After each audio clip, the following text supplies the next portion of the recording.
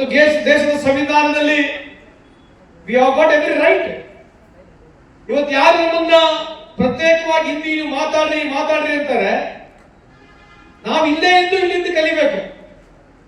ಆದ್ರೆ ಅವ್ರಿಗೆ 20 ವರ್ಷ 30 ವರ್ಷ ಆಗಿ ಬಂದಿದೆ, ಅವ್ರು ಯಾರು ಹಿಂದಿ ಕಲಿಯೋದಿಲ್ಲ. ಇದೆಂತ ದುರಂತ ಐತೆ ನೋಡ್ರಿ. ನಾವು ಕರ್ನಾಟಕದಾಗಿದ್ದು ನಾವಿನ್ನ ಬೇರೆ ಕಡೆ ಹೋಗಿಲ್ಲ.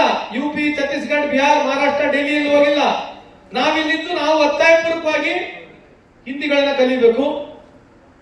ಈ ವ್ಯವಸ್ಥೆ ಇಂಡೈರೆಕ್ಟ್ ಆಗಿ ಪ್ರೀಚ್ ಮಾಡ್ತಕ್ಕಂಥ ಕೆಲಸ ನಡೀತಾ ಇದೆ. ಅದಕ್ಕೆ ನಾವು ವಿಶೇಷವಾಗಿ ನಮ್ಮ ಸರ್ಕಾರ, ನಮ್ಮ ಮುಖ್ಯಮಂತ್ರಿಗಳು ಇವತ್ತು ಕನ್ನಡ ಬೆಳಿಬೇಕು, ಕನ್ನಡ ಸಂಸ್ಕೃತಿ, ಈ ನಾಡಿನ ಕರ್ನಾಟಕ ಸಂಸ್ಕೃತಿ ಬೆಳಿಬೇಕಂತ ಹೇಳಿ ಆದ್ಯತೆಯನ್ನು ಕೊಟ್ಟಿರ್ತಕ್ಕಂಥದ್ದು ನಮ್ಮ ಸನ್ಮಾನ್ಯ ಮುಖ್ಯಮಂತ್ರಿ ಸಿದ್ದರಾಮಯ್ಯ ಅವರು ತಮ್ಮ ಗಮನಕ್ಕೆ ಬಂದ ಸಂದರ್ಭ ಕೇಳಲಿಕ್ಕೆ ಬಯಸ್ತೀನಿ. ಕನ್ನಡ ಅಂತಕ್ಕಂಥದ್ದು ನಮ್ಮ ಮಾತೃಭಾಷೆ ಬೇರೆ ಇರ್ಬೋದು, ನಮ್ಮ ನಾಡಿನ ಭಾಷೆ. ನನ್ನ ಮಾತೃಭಾಷೆ ಬೇರೆ ಇರ್ಬೋದು. I can speak Marathi, but ಆದ್ರೆ ನನ್ನ ನಾಡು ಭಾಷೆ. ಸೊ ನಮಗೆ ಯಾವುದೇ ಆಗಿರಲಿ ಫೋರ್ಸ್ಫುಲಿ ಮಾಡ್ತಕ್ಕಂಥದ್ದು ಆಗಬಾರ್ದು ಅಂತ ಒಂದು ಜಾಗೃತಿ ನಾವು ಆಗ್ಬೇಕು. ಎಲ್ಲರಿಗೂ ಸೇರಿರ್ತಕ್ಕಂಥವ್ರು ನಾನು ಬಹಳ ಅತ್ಯಂತ ಸೂಕ್ಷ್ಮವಾಗಿ ಮಾತನಾಡಿದ್ದೀನಿ, ನೀವು ಅರ್ಥ ಮಾಡ್ಕೊಂಡಿದ್ದೀನಿ ಅಂತ ನಾನು ಭಾವಿಸ್ತಾ ಇದ್ದೀನಿ. ಆ ಹಿನ್ನೆಲೆ what is that we are discussing every day, every time, every hour. ನಮ್ಮ ವಿಚಾರಗಳು ಏನಿದೆ ನೋಡ್ರಿ.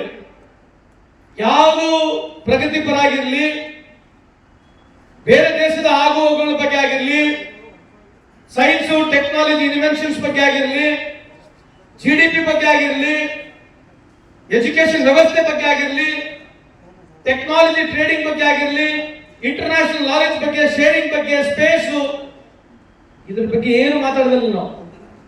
ನಾವು ಎಲ್ಲಿಗೆ ಬಂದ್ಬಿಟ್ಟಿದೀವಿ ಅಂದ್ರೆ ಬಹಳಷ್ಟು ಸಂದರ್ಭದಲ್ಲಿ ನಾವು ಮಾತನಾಡ್ತಕ್ಕಂಥದ್ದು ಹಿಂದೂಸ್ತಾನ, ಮುಸಲ್ಮಾನ, ಪಾಕಿಸ್ತಾನ ಇರ್ತಕ್ಕಂಥ ನಮ್ಮ ಜಾತಿ ವ್ಯವಸ್ಥೆಗಳಿಗೆ ನಾವು ಹೊರಗೆ ಹೋಗಕ್ಕೆ ರೆಡಿಲ್ಲ ನಾವು. ಯಾಕಂದ್ರೆ ಈ ವಾತಾವರಣಗಳನ್ನ ನಾವೇ ಸೃಷ್ಟಿ ಮಾಡ್ಕೊಂಡಿರ್ತಕ್ಕಂಥದ್ದು. ಅದನ್ನ ನೀವು ಪತ್ತೆ ಹಚ್ಚತಕ್ಕಂಥ ಕೆಲಸ ತಾವು ಮಾಡಬೇಕಂದ್ರೆ ಯಾರು ಪರ್ಮನೆಂಟ್ ಇಲ್ಲ. ನಾವೆಲ್ಲ ಸಾರಿದ್ದೀವಿ. ಯಾರು ಎಷ್ಟು ದೊಡ್ಡ ಸೌಕಾರ್ಯದ ಕೂಡ ಮನೆಗೆ ಹೋಗ್ತಾನೆ, ಬಡವೈದ್ಯ ಕೂಡ ಮನೆಗೆ ಹೋಗ್ತಾನೆ.